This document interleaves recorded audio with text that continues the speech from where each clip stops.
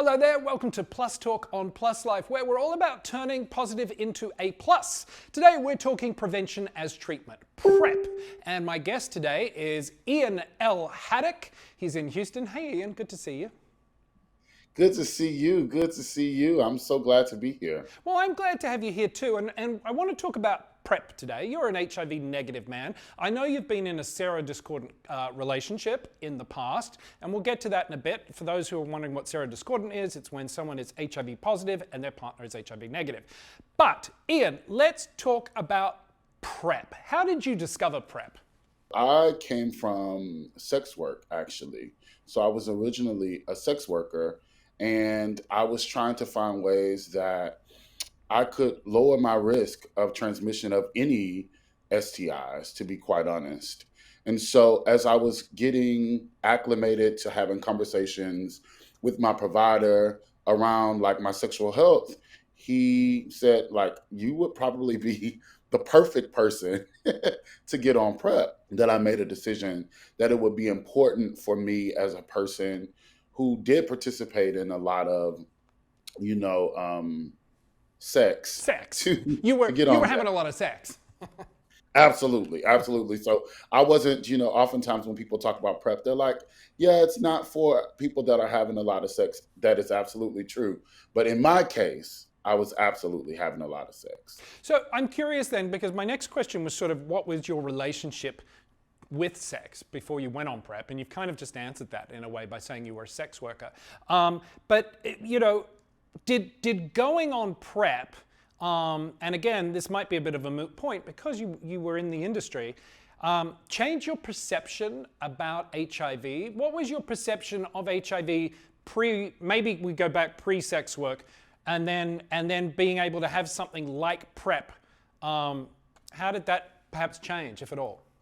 Yeah, so it's actually a very powerful question, I believe, because I think for me, and I believe sex work is work, but I believe for me, sex work was almost a rebellion against this idea that I was predisposed to HIV.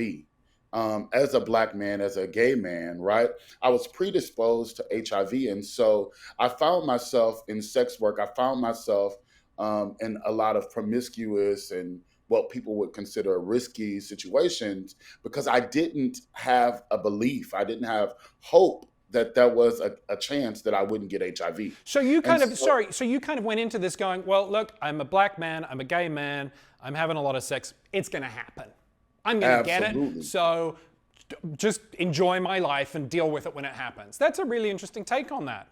Yeah. And so, what PrEP actually did is it made me have hope again in relationships, in love, and thinking about like what a life would be. You talk about it gave you hope. I mean, how has being on PrEP changed your perception of being a black gay man? It allows me to have the autonomy over my body and over my sex and my sexuality. It really reduces this idea, and it's still something that bottles up inside me. But it reduces this idea that I am nasty or I am, that my queerness makes me bad, right?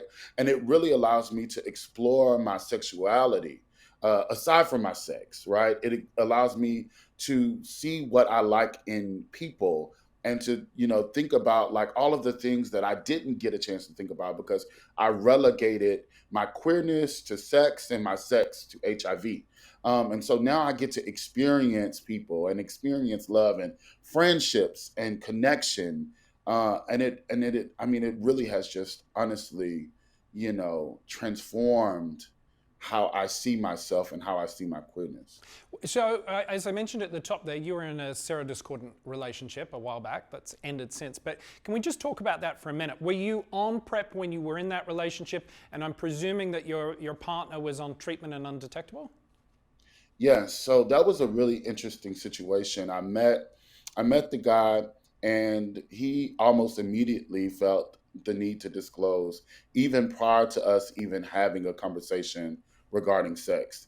And I really empathize with that I alluded to the fact that I was around HIV kind of really early on. So I wasn't ignorant about it, but I will tell you, if I'm being completely transparent, in the back of my mind, it's like, oh, that's science, but I don't know how that goes into the practical. I don't know how that makes sense in practical application. And so as we were thinking about sex, I was, my body was absolutely in it. Um, but in the back of my mind, I'm like, "Ah, how much science works?" And that was one of the difficulties I found when we actually started thinking about our sexual relationship outside of our dating relationship. So were you on PrEP while you were with him? Yes, I was on PrEP the entire time I was with him. Yeah, it's an interesting conversation, I guess, because, as someone myself who's living with HIV, I'm really diligent about taking my medicine because being undetectable, that means I'm the healthiest I can be. And obviously, being undetectable means I can't transmit the virus to a partner. So I guess I'm sort of putting on your hat for a moment.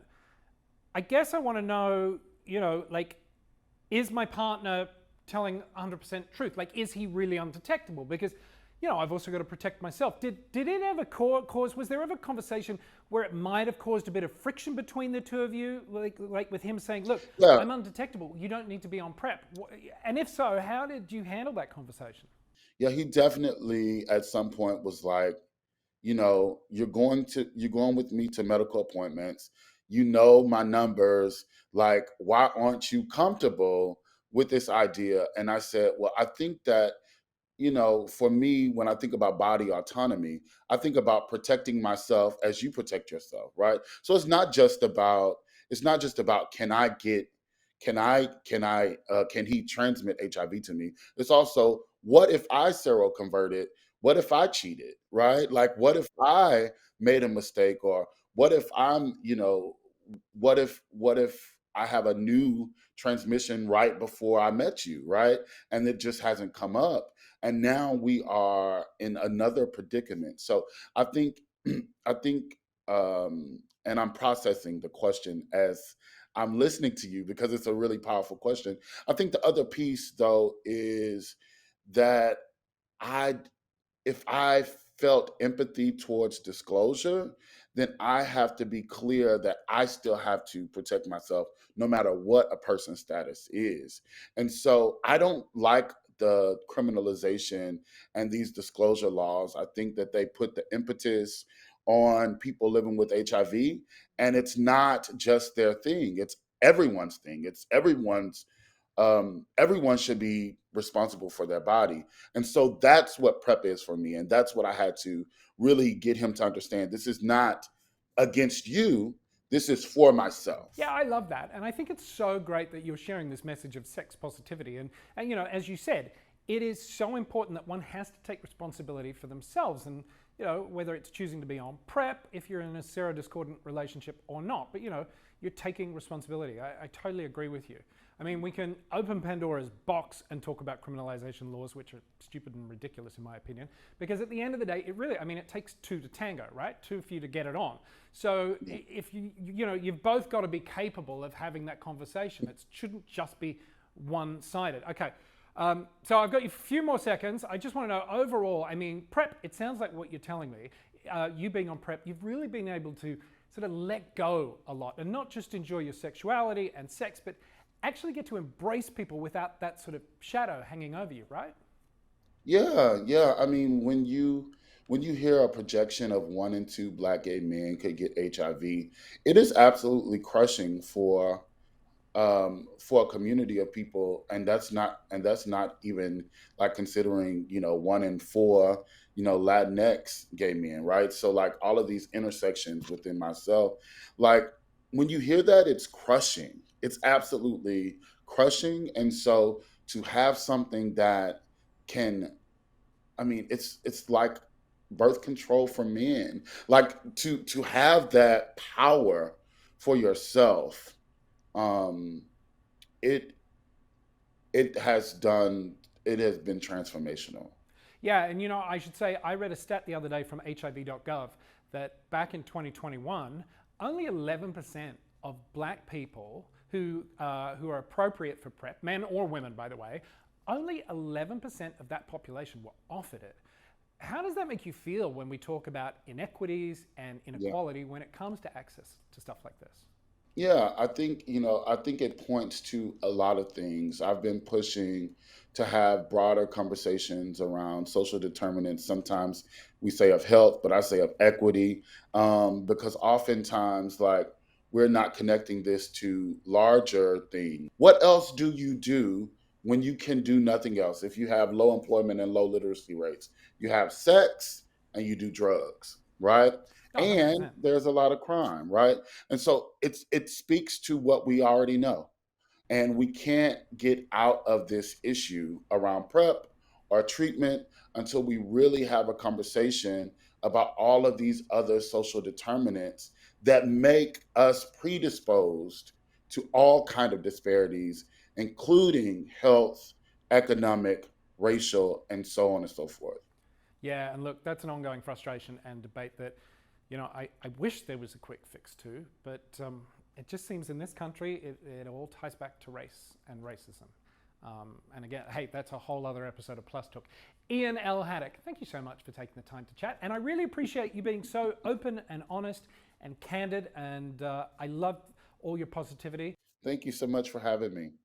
That's going to do it for this episode of Plus Talk. If you want more information, check out the website, pluslifemedia.com. And be sure to look at our social media. We are at Plus Life Media. Until next time, bye-bye.